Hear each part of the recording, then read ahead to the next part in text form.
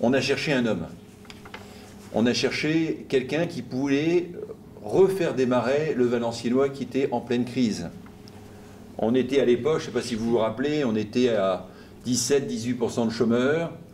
On avait un système politique sclérosé dans lequel tous les postes se partageaient en petits comités secrets et rien ne bougeait, rien n'avançait. À l'époque, j'avais contacté toutes les personnes qui me paraissaient qualifiées pour faire quelque chose. Je n'avais pas l'ambition d'être le personnage qui allait faire redémarrer le Valenciennois, mais plutôt l'un des rouages utiles et nécessaires à ce mouvement.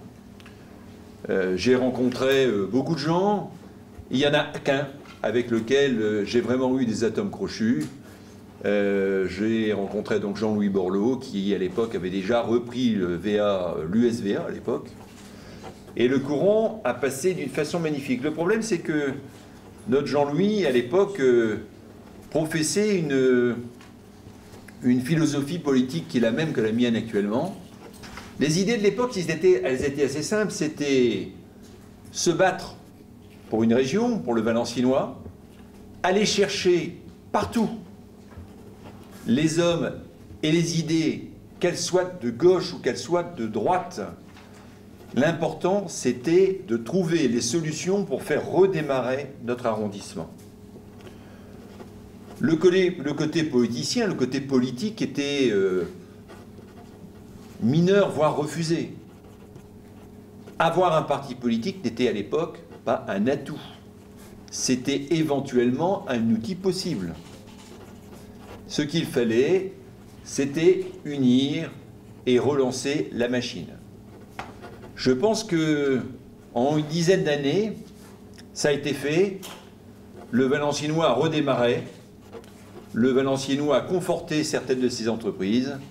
Le Valenciennois a réinstallé certaines entreprises. On peut penser à Lassmann, on peut penser évidemment à Toyota, à Augura, à Harris, etc., etc.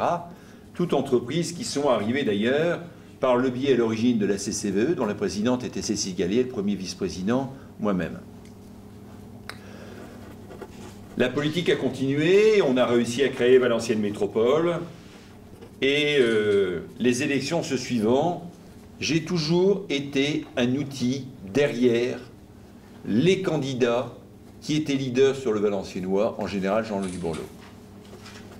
J'ai toujours dit d'ailleurs qu'aux législatives, je ne me présenterai jamais contre, tant qu'il avait ce leadership, tant qu'il avait cette envie de réaliser les choses pour le Valenciennois. 2008, j'ai complètement coupé les ponts avec les élus de la mairie de Valenciennes et j'ai quitté toute responsabilité également à l'agglo de Valenciennes. Et j'ai commencé à monter une équipe pour les municipales. Pourquoi? Pour une raison fort simple.